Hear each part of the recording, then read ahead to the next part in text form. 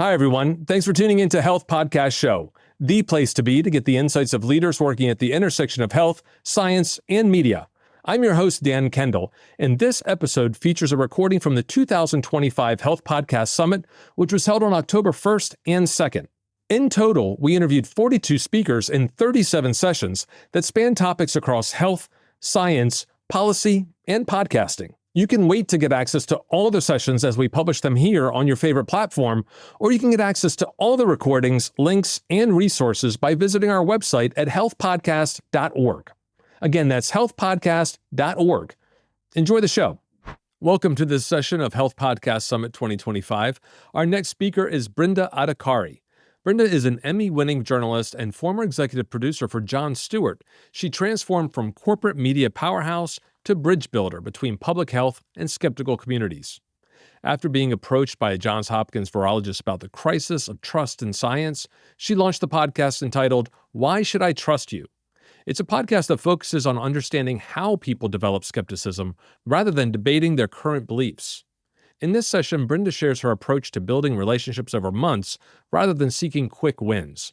Brinda demonstrates how to create cross-silo platforms that welcome multiple perspectives while maintaining scientific integrity. I'd like to take a moment to thank all our sponsors and partners who helped make Health Podcast Summit 2025 possible. A special thanks to our gold sponsor, BetterHelp, and to our silver sponsor, ZS. Please visit healthpodcastsummit.com for links to all these organizations and special offers. Now let's dive into our conversation with Brinda Adhikari. Brinda, thank you so much for joining me and welcome to Health Podcast Summit. It's great to be here. Thanks, Dan.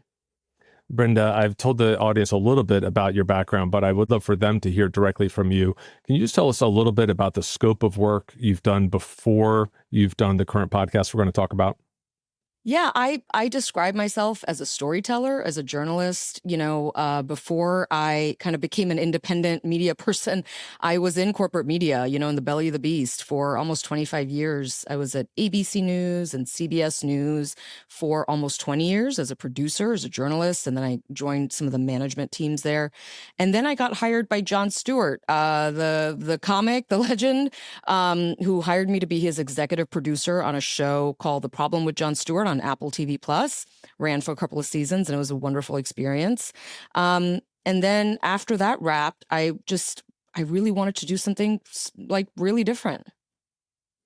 Well, I want to talk about that. So your podcast is called Why Should I Trust You? But first of all, I want to understand a little bit about why you started this and when did you start it? So can you give us a little bit of an idea of the genesis of why you decided to change gears into a project like this? Sure.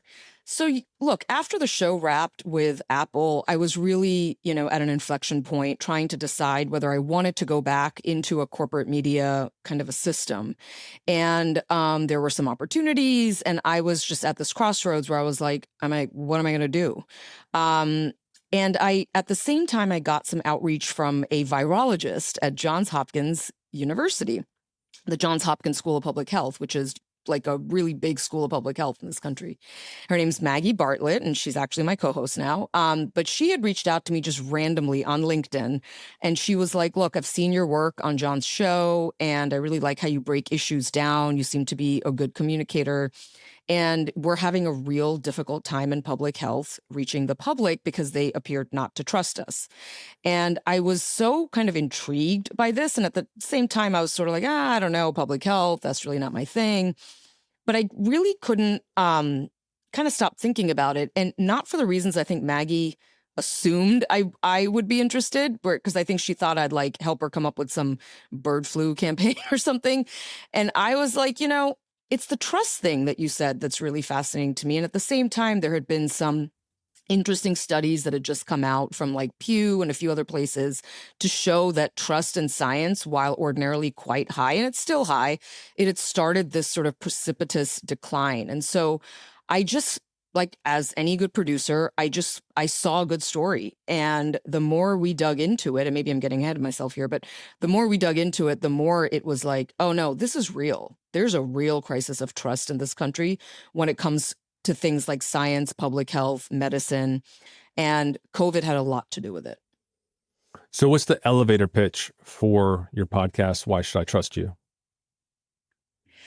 Well, look, I'd say a huge swath of this country feels as though the medical establishment has let them down. Whether it comes to things like mandates during the coronavirus pandemic, or what they feel was not enough clarity around vaccines, or just a sense that they were somehow misled. And that has led to what I call a sort of national radicalization amongst all of us. However we feel, we're really dug in about how we feel about science and medicine and public health. So the trust is really broken.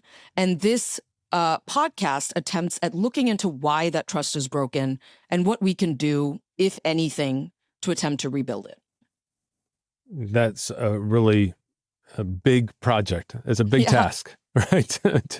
to tackle that, and that's why you're here, is to share some of the approaches that you've done that from your journalistic and producer and really entertainment direct to consumer, trying to hold their attention and tell stories in a way that will keep them through to the end of the program or through that segment, and then translating that into something as important as the issues surrounding the myriad issues that are encompassed within public health. So how did you get started? As you started to look at this, when did you get started? When did you begin to actually dig into this and say there's a there?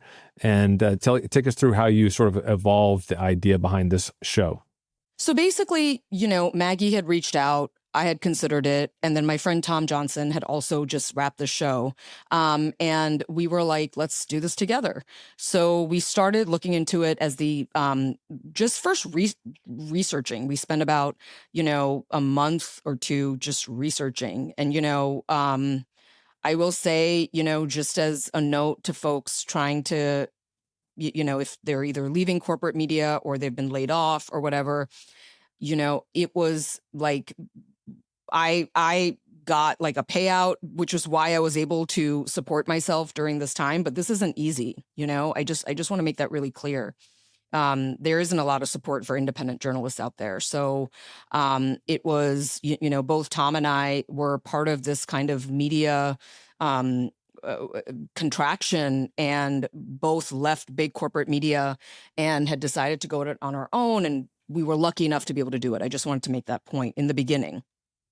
And so we started, researching, and then pretty soon we realized, so that was, I want to say, like in the spring, summer of last year. And then once the election happened, Dan, everything changed.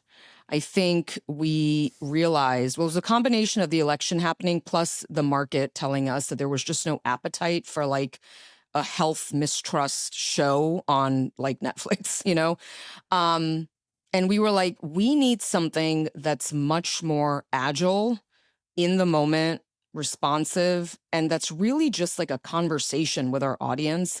That's not this like pristine thing that's kept behind many layers of access on a streaming platform. We want it to be a podcast. And especially once Trump won and there were, rumblings of Kennedy becoming Secretary of HHS, we were like, oh, we got to get on the air like now. So it escalated after the election, and we were like, we're going to do a podcast. And by then, Dan, we had started making inroads with a bunch of people who had started sharing with us their stories of feeling mistrustful or abandoned by the medical establishment. Wow. And when you and I first connected, you made it clear that your podcast is not about misinformation or disinformation, because that's kind of in the eye of the beholder, isn't it? It's really around trust, which I think everyone, no matter what your political or scientific outlook is, I think we can all agree that trust has declined, and we need to address that. So how do you go about having these conversations? Because I think the topic is very interesting, but it can be very difficult and also very necessary to bring the conversation and bring people into the conversation. So how do you actually approach that as you're mapping out a series or an episode and trying to figure out how do you begin that polite discourse and not make people feel like you're talking down to them or that you are endorsing people's views, whether it's on one side or the other, but really try to begin that dialogue. Tell me how you bring all that together. I'd say we approached it by actually having it almost led by the people's skepticism. Meaning, and what I mean when I say that is not necessarily by a particular theory or some fact that they want to elevate or, get out there, but really trying to understand how they even got to the place where they feel that, for example, if they think vaccines cause autism, or if they think that every single person at the FDA is captured by corporate influence. How do you get to that place? And I was an investigative journalist for many years, and I really just approached it the same way, which is you start from a really small step, which is you just sort of ask somebody, okay, tell me a little bit about yourself. Like, tell me about your background. Tell me how you grew up. Tell me your experience with the medical system. And we wanted to really do something different. Like, what we were seeing was, really just good, informative things out there in the media where people were either trying to, fact check what they, misinformation. They wanted to in real time, say this is not accurate. And look, I'm not here to say that there's no place for that. There absolutely is a place for that. I get so much information and clarity when I see a good fact check, when I see somebody saying this leader said something, they were not right. So I think there's value in that. But in the exercise of rebuilding trust, I've noticed from a lot of people we speak with, the phrase misinformation and conspiracy theory, anti-vax, they're all trigger phrases that shut down conversations. And it basically not only shuts down the conversation, it actually closes the door entirely to be able to access them. And so what I realized was the key to doing this is to actually build relationships, like as simple as that. Build relationships with people. And, what we basically, like, I invest a lot of time in just like chatting with them on the phone. And we've gotten to know each other really well. I just went out to Ohio and I met with people from the MAHA movement. I'm really serious in, my efforts to access communities that I think, not only our political system, but our media ecosystem has made it really difficult to access. That you have to actively reach out because your own media ecosystem is not going to allow you to interact with people who aren't within your algorithm, who aren't within your kind of coded tribe, if that makes sense.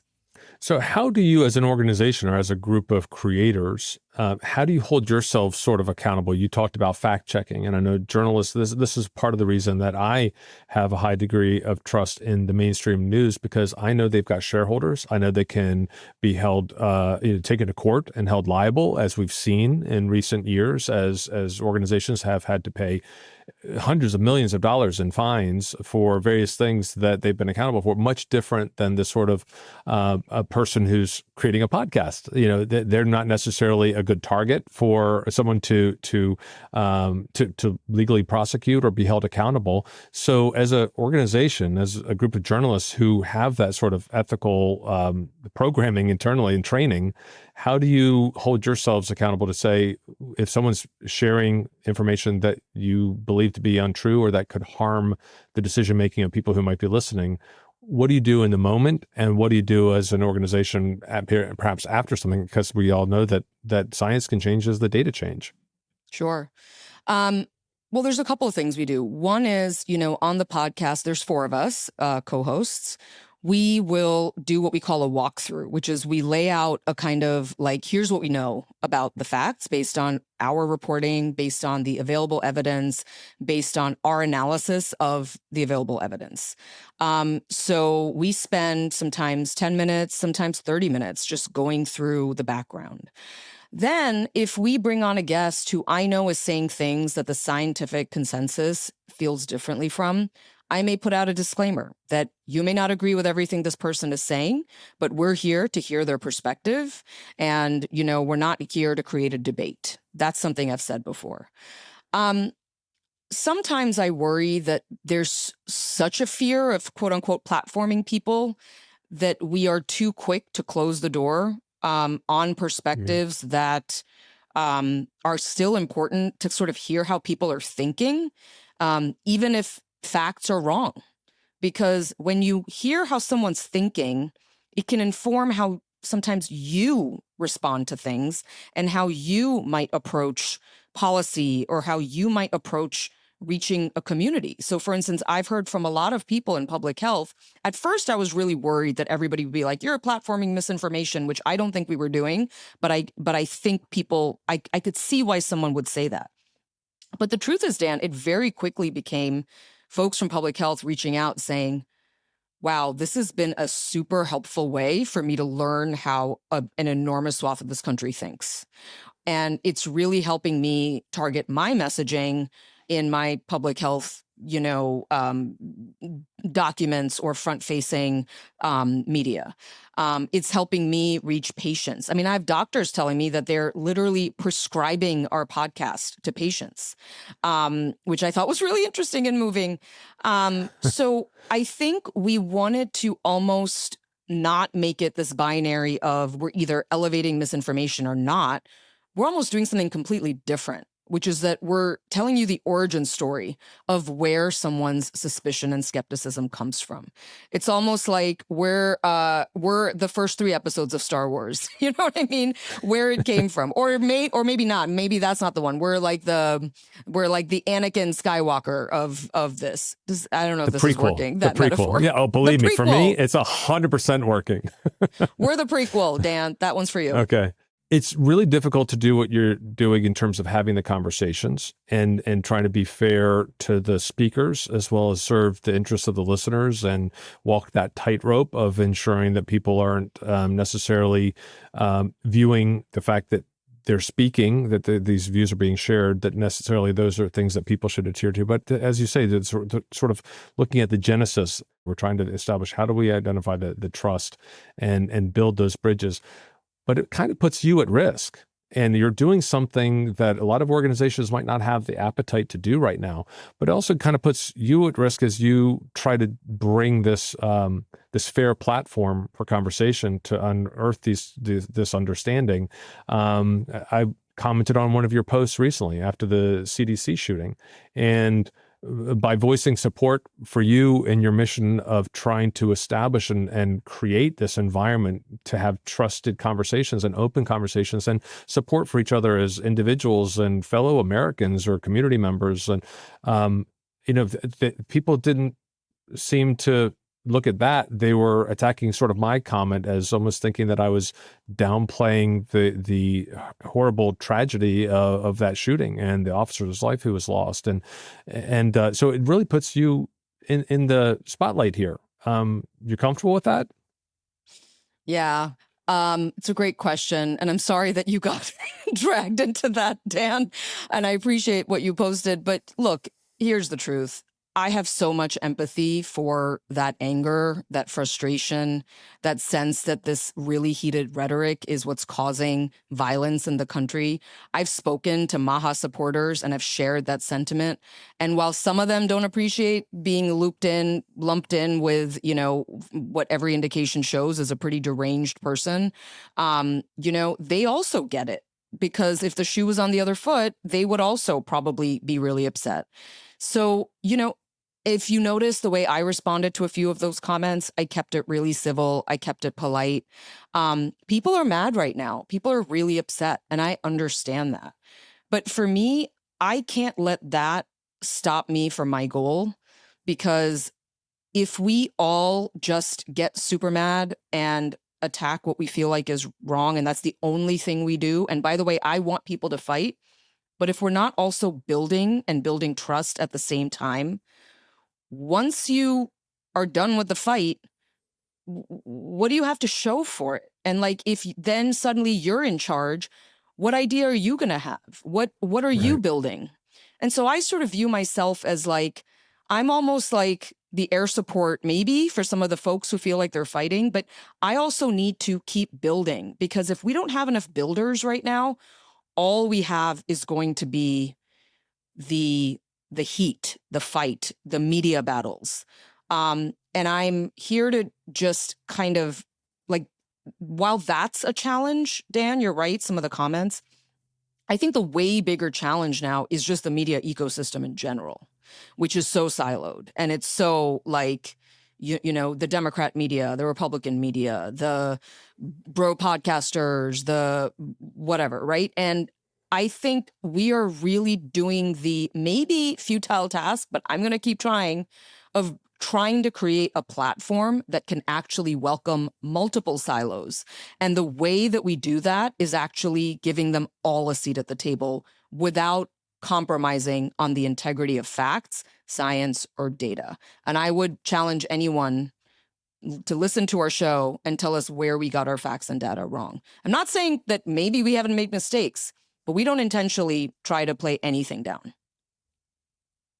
Yeah, I think that's one of the really amazing things of what you've done. And I think that it's not like one group is for making America healthy and the other one is for making it sick or for keeping it sick, because we know there are a lot of problems in the healthcare system and there are definitely improvements that need to be made. We all agree on that. So what I like about what you're doing is instead of people going nose to nose, they're standing shoulder to shoulder. Let's point our weapons, at the thing we're trying to attack. Let's not attack each other. Let's not attack the person. Let's attack the problem. And the problem, a lot of the problem, Maha has right.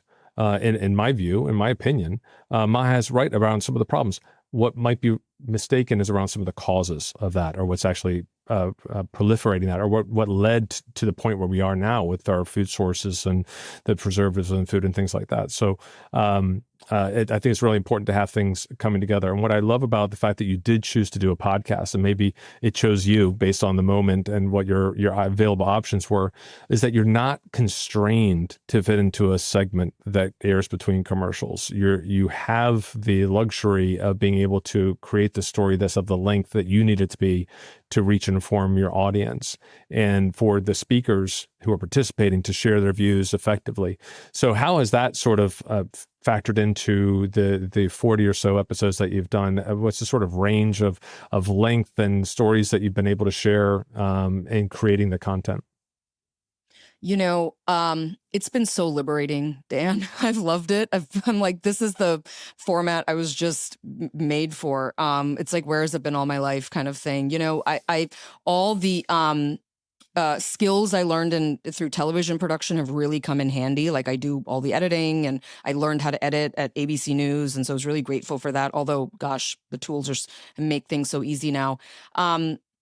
But the format is just so conducive to real, like, deep conversation, and to sort of allow people to, not be always super polished and like the first thing that comes out of their mouth. They may like get another like stab at it, and we will reflect both of the things they said, because that's what it means to be human. Our conversations range from our shortest episode was like 37 minutes. Our longest one was like 2 hours and something. And look, when I first started, everybody was like, you want to make your average podcast about 29 minutes and you want to keep the segments short and and then I looked at some of look, I don't know how accurate this data is, but whatever podcast platform we use, our longest episodes were our most downloaded ones. And that was because those were the conversations we moderated between the Make America Healthy Again movement and the public health folks. And those couldn't be 30 minutes. Those had to be at least 90 minutes to 2 hours in order for them to really play. And so we decided, screw it, we're not going to go by rules. We're going to do what we think is good. And once we really started doing that, I mean, look, within reason, if something is just rambling and not interesting, like, sure, I'm still like a producer. I'm still somebody who is in entertainment. And I say that to everybody who we have on our show, that we will lightly edit it. But, it's just been a really great, creative outlet for us. And so many of our guests tell us that podcasting is the way that they primarily get their health information, that they listen to people. Sure, it's a little bit Facebook online. It's certainly none of the legacy media, maybe minus like CNN for breaking news. And I'm talking about folks from the Make America Healthy Again movement, MAGA folks. Fox News is pretty much the only legacy media that comes up as something that people use, which is really interesting. So yeah, it's been wonderful. So what are you finding in terms of different audience or different guests on your show or speakers on your show? What are they listening to? What's the public health team listen to? And where does the MAHA sort of movement come from in terms of their legacy media consumption? Sure. So look, everyone has mentioned that podcasts are a huge way that they get information. People really like Joe Rogan, and he consistently comes up as a favorite. On the health stuff, I think some folks from the Make America Healthy Again movement really like Brett Weinstein. I think it's the Dark Horse podcast. They like Andrew Huberman, Mark Hyman. There's a lot of people in the sort of health and wellness space that they listen to. And they've started listening to my show, and I'm really grateful for that, because to pierce that ecosystem is not easy. And I think some other places that they look at are Facebook. They'll say that they'll go to like legacy media for breaking news, maybe like CNN. But mostly it's like a very curated, these are the things I'm interested in, so I'm going to go to very particular things to find it. One other thing that comes up a lot is Breaking Points with Crystal and Sagar, which I think is a terrific show. And I've been a fan for a while, but that's been a sort of across the political divide. People are really interested in that show. So they also are this unicorn that is able to attract people from all sides of the spectrum. And again, I would just say, if you listen to that show, they are like, that show has some teeth, like they're not trying to both sides anything. They say what they mean and they wear their opinions on their sleeves, but they really don't mind bringing people on with controversial opinions. Sure, they hold their feet to the fire, but I think the hosts are people that they really trust. And I think that that's just something to consider. Does anyone ever walk away from some of these conversations and think, oh, I guess maybe I am being a little, having a bit of a dichotomy in terms of the way I'm approaching that problem? Oh, I blame the pharmaceutical industry because look, they're making money off the drugs they're making and making available, but I'll listen to this influencer, content creator, promoter of scientific questionable data or sometimes flat out wrong information, who's also trying to sell me some sort of supplement or candle or oil or something that they're trying to promote and make money from. So there's like a bit of a dichotomy in terms of, and a conflict there between blaming the pharmaceutical companies for trying to make money with their solutions, but then trusting the person who is also trying to make money with their coffee supplement or whatever else. Does anyone ever walk away and say, oh gosh, maybe I should be more fair about the way I'm judging organizations or motivations?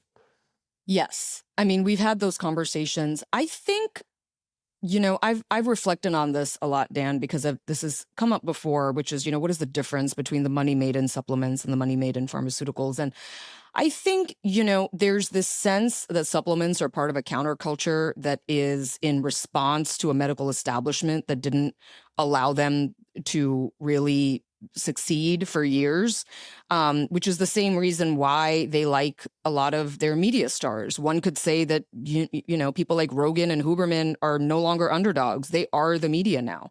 But because they say things that show that they were often unfairly kind of, targeted for choices they made, all of their content, it's like a very, like, the system doesn't understand me and we got to fight the system kind of content. And even the supplements are marketed that way, right? So I think that's why they view it differently. And I don't know that dollar for dollar supplements do make as much as pharmaceutical companies do, but I know they make a lot. So you're not going to find like the black and white binary. Most people will be like, yeah, I don't really trust that either. But a lot of them have chosen supplements because it has come from a rejection of what they felt was like mainstream medicine not working for them, So in some ways, supplements were this like counterculture tool for them. So that's how I think they make sense of it. And I know that's how I saw, as somebody who takes certain vitamins and I sometimes, and I'm from India, where there is a lot of emphasis put on like the benefits of spices and things like that, where I can't find an FDA approved study if some Western medicine scientist asks me, but I'm like, I know it works because I've taken it and we haven't gotten sick, So I can understand where some of that comes from. But I hope that answers that. Yep. So I want to be respectful of your time. You've been very generous sharing all these insights with our audience. So I've got a couple more questions. First of all, what are some of the key things that you've learned that you think those working in healthcare that are working to reach the very same people that you're talking to and establishing this? What are some of the key insights that they should learn and understand about how they can connect with these audiences that might want to really eschew their approach? Well, first of all, I'd say really, study what media they're watching and they're reading. There was a like last Christmas, I like binge listened to like 40 Rogan episodes. And because I really wanted to understand why he was so appealing to this audience.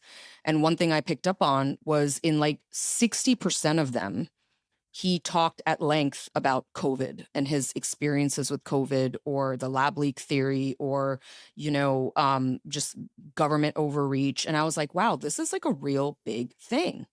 And he's the most popular podcaster in the world. So like clearly there's a message here that is really resonating. So really listen to the media, and obviously not just Rogan, there's all kinds of things. That's one thing. The other thing I would say is, don't go into this just trying to extract something from this community, because that's been done a lot. Like, I need you to take a vaccine. I need you to follow this rule. So I'm going to come in this conversation, and at the end of it, the only metric of success is whether or not you take a vaccine, or the only metric of success is whether or not you take a particular medical intervention. I think you have to kind of be all into the process. You have to figure out ways. And if you don't have time, then figure out somebody who does. And you have to build the bridges. You have to build the relationships. It has to be that you are learning something from it too, and that you are getting something out of it too, and that you're willing to admit your fallibility and places where you can learn as well.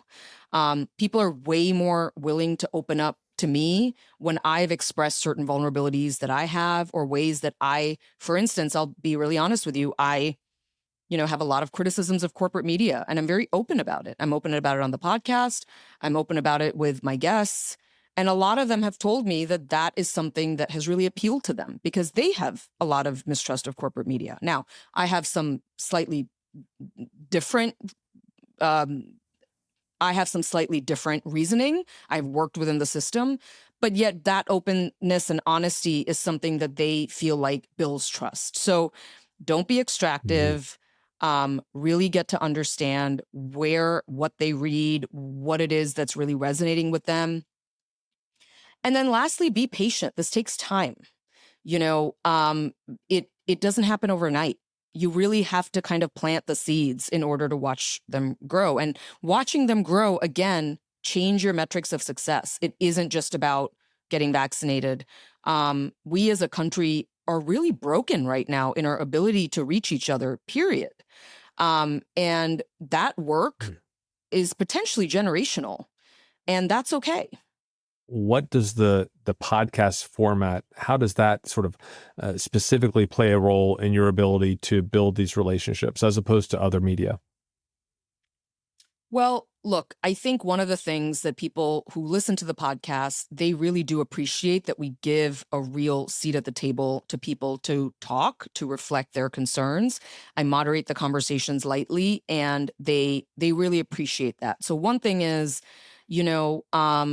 the podcast has been the sort of portal through which people have then reached back out to us to say, hey, what about this issue? Or someone in my community says that there's a certain need. I'll give you one example where somebody from the Make America Healthy Again movement reached out to us to say that, folks in East Palestine, Ohio, which is where the train derailment happened a few years ago, resulting in like that awful chemical plume, they're still feeling really ignored and unheard. And can the podcast do something about it? And I was like, wow. So I reached out to some, sources I had in the public health community, and they immediately jumped into action. They then said, "We have some toxicologists. What can we do?" So we paired them with people from the Make America Healthy Again movement, and before you knew it, they were on the ground in East Palestine on a 104-degree day, going door to door, asking people, "Okay, what's going on?" And they realized there was a bit of a discrepancy, at least from what I understand. I don't want to kind of say that this is the final word, between perhaps what the health department was thinking the value of its work was and how it was being felt by the community. So now we're going to continue to do that. It was like, but it started as this, like, people heard our show. Then they said, could they maybe do something about this? We got the ball rolling with some folks in public health. The public health people got in touch with people on the ground in East Palestine.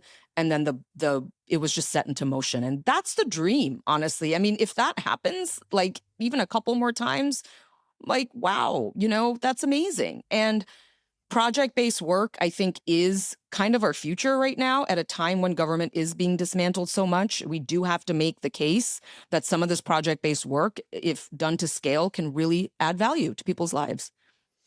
I'm so glad to hear you share that story. And it really does matter when people take action, when people communicate what their needs are, and then people hear that and respond with an attitude of service and helpfulness. And how do you bring attention and actually help make an impact? So thank you for doing that. Speaking of which, I understand you have 4 people working on this project. 2 of you are fairly full-time, I believe, and the 2 are more part-time. Is that accurate? Yeah, so Tom Johnson and I are pretty much full-time on it. We are both, our backgrounds are in production and executive, we've been executive producers for a while. And then Maggie is a virologist at Johns Hopkins, and Mark Abdul-Malik is a physician. And you are being supported largely by donations right now. So how can people who want to support this, how can they get involved? What sorts of opportunities do you have for people to be able to support the work that you're doing?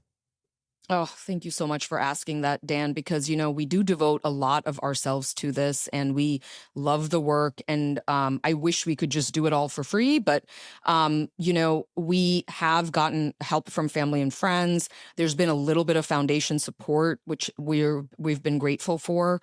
But, if you are interested in supporting, you can go either to our website at whyshouldItrustyou.net, and there's some prompts there that can take you to that. Or you can support us by subscribing to our Substack, where for $50 a year, you would be supporting, this team of people that's bringing you, I would say, not just a podcast, but kind of a new way of viewing health and a health movement. And I would just say, to the philanthropy world, that is perhaps, their hair might be a little on fire right now because there's so much where their resources could be going. I think we're really getting somewhere with this. The doors to communities that are opening, these silos that we are reaching beyond. And so I would just say that it's a really, like, our project could be a really interesting place to lend support, because we are trying to bridge divides in a way that's not just kind of empty promises, but we're actually doing the tough work. We're actually going to the ground. We're meeting people. We're asking people to take on issues and kind of really, like, do the kneading and the just, like, chipping away at how we get at them. And we have a product that shows it. So I just put that out there. Fantastic. And we'll include links to your website, to your podcast platforms, to your Substack as well. Is there anything that you would like to make sure the audience hears that I haven't asked you already? I mean, I would just say that even though we're doing this on the podcast, this kind of work you can do anywhere. And we've had outreach from public health departments who want to do similar things, want to broker similar conversations. I've had outreach from all kinds of people who want to do town halls, who have sort of viewed us as a model for replication in their communities. So I would encourage that, but just know you got to do the work to build those relationships first. And just trust me, it's really worthwhile. My guest has been Brinda Adhikari. Thank you so much for spending time with us and for all the great work you're doing. I encourage everyone to go check out Why Should I Trust You? I have links in all the show notes here, and keep up the great work. Thank you so much, Dan. What an honor. Thank you.